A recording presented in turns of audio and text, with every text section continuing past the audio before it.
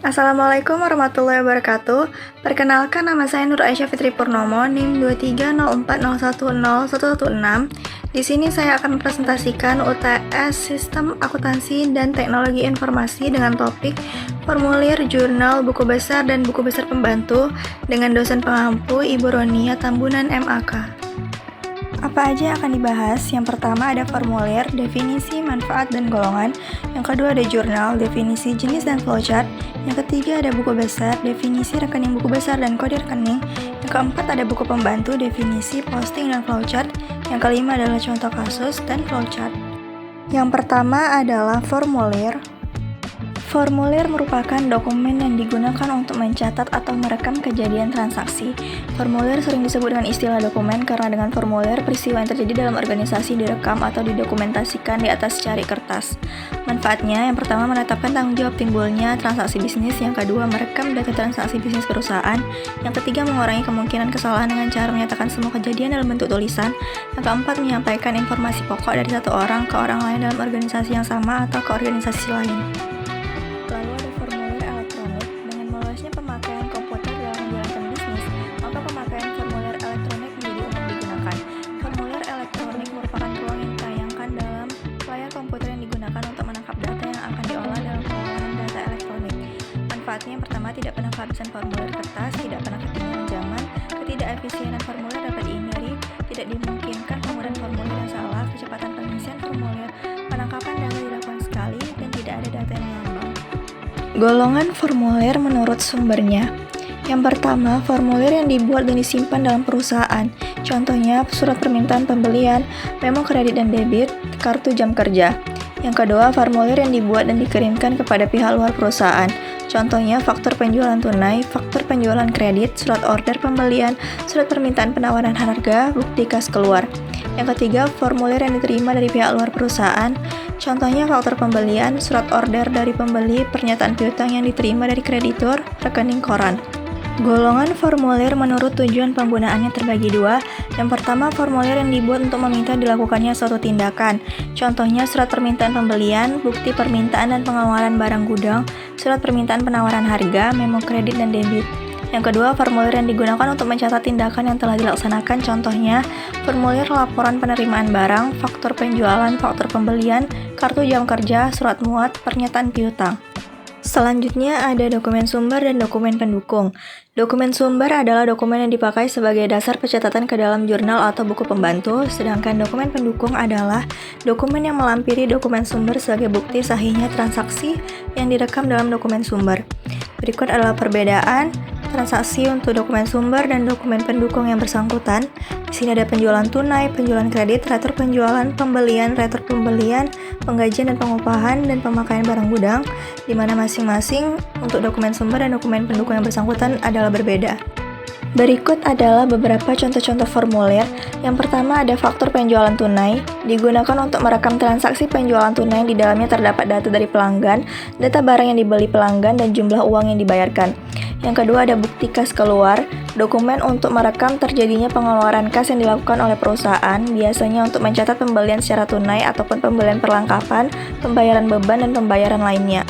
Yang ketiga adalah bukti kas masuk, yaitu dokumen yang digunakan untuk merekam kas yang masuk ke perusahaan, seperti kas masuk dari pelanggan atas penjualan tunai ataupun kas masuk dari pelanggan yang membayar kewajibannya. Yang keempat adalah surat jalan. Surat jalan yaitu dokumen yang berisi keterangan barang yang dikirim dan alamat yang dituju serta sebagai bukti bahwa barang sudah diterima. Terakhir ada surat order pembelian, yaitu adalah surat yang dikirim oleh pembeli kepada penjual untuk memesan barang atau jasa kepada penjual tersebut. Surat order pembelian berisi rincian dari barang yang akan dibeli, syarat pembayaran, dan juga alamat yang dituju. Selanjutnya membahas yang kedua yaitu jurnal. Jurnal merupakan catatan akuntansi pertama yang dilakukan untuk mencatat, mengelompokkan transaksi sejenis, dan meringkas data keuangan perusahaan. Jurnal terbagi dua, yaitu jurnal umum dan jurnal khusus. Yang pertama, jurnal umum diartikan sebagai buku harian atau formulir khusus yang digunakan untuk mencatat seluruh aktivitas transaksi secara kronologis dan sesuai urutan tanggal. Jurnal memuat beberapa kolom, yaitu tanggal, bukti, keterangan, referensi, debit, dan kredit. Yang kedua adalah jurnal khusus, digunakan khusus untuk mencatat transaksi yang sering terjadi berulang dan sejenis dan dikelompokkan sesuai jenis transaksinya. Jurnal khusus terdiri dari jurnal penjualan, jurnal pembelian, jurnal penerimaan kas, dan jurnal pengeluaran kas. Berikut adalah contoh dari jurnal umum. Jurnal penjualan digunakan untuk mencatat transaksi penjualan, baik penjualan tunai maupun penjualan kredit. Jurnal penjualan diisi dengan data yang ada pada faktur penjualan. Jurnal pembelian digunakan untuk mencatat transaksi pembelian kredit. Transaksi pembelian tunai dicatat dalam jurnal pengeluaran kas. Jurnal penerimaan kas digunakan untuk mencatat transaksi penerimaan kas dari hasil penjualan secara tunai baik berupa kas ataupun cek. Sumber pokok penerimaan kas perusahaan umumnya dari penjualan tunai dan penerimaan piutang. Jurnal pengeluaran kas adalah buku harian khusus yang fungsinya untuk mencatat semua transaksi pengeluaran kas seperti pembayaran hutang, pembayaran beban dan sebagainya secara tunai, baik menggunakan cek ataupun kas. Berikut adalah metode pencatatan data ke dalam jurnal. Yang pertama dengan pena, informasi dalam dokumen sumber disalin dalam jurnal dengan menggunakan tulisan tangan. Yang kedua dengan mesin pembukuan, informasi dalam dokumen sumber dicatat dalam jurnal dengan mesin pembukuan bersamaan dengan pembukuan ke dalam rekening buku pembantu. Yang ketiga dengan arsip dokumen sumber sebagai jurnal. Jurnal berupa arsip dokumen sumber disusun menurut waktu terjadinya. Yang keempat dengan komputer atau komputerisasi. Data dalam dokumen sumber dimasukkan ke dalam sistem komputer melalui keyboard dan dicatat ke dalam arsip transaksi yang berfungsi sebagai jurnal. Bahasan ketiga yaitu buku besar. Definisi buku besar atau General Ledger merupakan kumpulan rekening-rekening yang digunakan untuk menyortasi dan meringkas informasi yang telah dicatat dalam jurnal. Rekening adalah judul suatu catatan akuntansi yang umumnya berbentuk T yang dibagi dua bagian, sebelah kiri disebut akun debit dan sebelah kanan disebut akun kredit sebagai alat untuk mengklasifikasikan dan mencatat transaksi berdasar prinsip tata buku berpasangan. Ada 6 formulir rekening buku besar. Yang pertama rekening dengan debit lebar atau white debit ledger. Yang kedua ada rekening biasa regular ledger. Yang ketiga ada rekening berkolom saldo di tengah atau center balance ledger. Yang keempat rekening berkolom saldo atau balance ledger. Kelima ada rekening ganda berkolom saldo atau double ledger with balance ledger. Yang keenam ada rekening dengan saldo lama dan saldo baru old and new balance ledger. Kode rekening. Kode adalah suatu kerangka framework yang menggunakan angka atau huruf atau kombinasi angka dan huruf untuk memberi tanda terhadap klasifikasi yang sebelumnya telah dibuat. Kode ini memudahkan identifikasi dan perbedaan elemen-elemen yang ada di dalam suatu klasifikasi. Tujuan kode mengidentifikasi data akuntansi secara unik, meringkas data, mengklasifikasi rekening atau transaksi, menyampaikan makna tertentu. Metode pemberian kode rekening ada 5. Yang pertama kode angka atau alfabet urut, yang kedua kode angka blok, yang ketiga kode angka kelompok, yang keempat kode angka desimal, yang kelima kode angka urut didahului dengan huruf. Pembahasan yang keempat yaitu buku besar pembantu.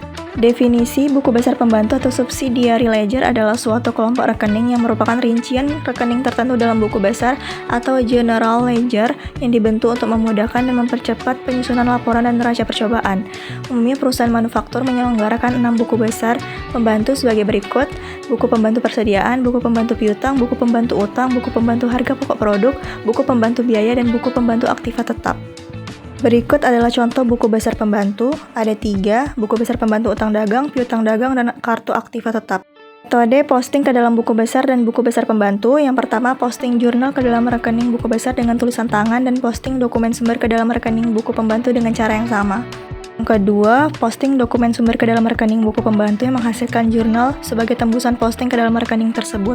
Yang ketiga, posting ke dalam buku pembantu sebagai akibat dari pengisian dokumen sumber yang sekaligus menghasilkan jurnal sebagai tembusan pengisian bukti tersebut. Yang terakhir adalah pembukuan tanpa buku pembantu atau ledgerless bookkeeping. Yang terakhir kita masuk ke contoh kasus dan flowchart-nya. Di sini ada data awal dari UD Semen Raya Kudus, neraca saldo periode Juli 2021, aktiva dan pasiva, terus ada daftar saldo piutang dagang dan daftar saldo utang dagang. Berikut adalah transaksi-transaksi yang terjadi pada UD Semen Raya Kudus periode Agustus 2021. UD Semen Raya Kudus, jurnal khusus penjualan, tanggal 21, keterangan UD Semar, syarat pembayaran 2/10 N30, piutang dagang, debit penjualan kredit 25 juta, UD Semen Raya Kudus, jurnal pembelian, tanggal 5, keterangan CV 4 roda, syarat pembayaran 5/10 N30, pembelian di 50 juta, debit, kredit 50 juta. UD Semen Raya Kudus, jurnal penerimaan kas, tanggal 3 CV Gresik, 1 juta kas di debit, lalu retur pembelian 1 juta di serba-serbi kredit. 17 UD Muria, 15 juta di kas di debit, 15 juta penjualan di kredit. 25 UD Semar, 24.206.000 di kas di debit, 494.000 potongan penjualan di debit, 24.700.000 piutang dagang di kredit. 27 keterangan UD Sejahtera, 2 juta kas di debit dan kredit 2 juta.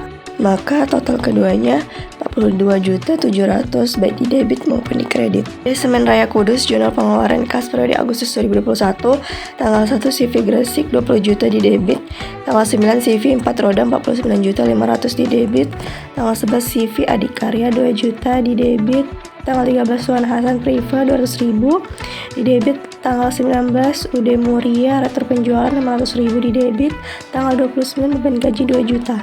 Keduanya total 75.200 debit dan kredit. UD Semen Raya Kudus, jurnal umum Agustus 2021, tanggal 7 utang dagang pada retur pembelian CV 4 roda 500.000, tanggal 15 Priva penjualan 500.000 debit dan kredit, tanggal 23 retur penjualan pada piutang dagang UD Semar 300.000 debit dan kredit, jumlahnya 1.300.000 debit dan kredit.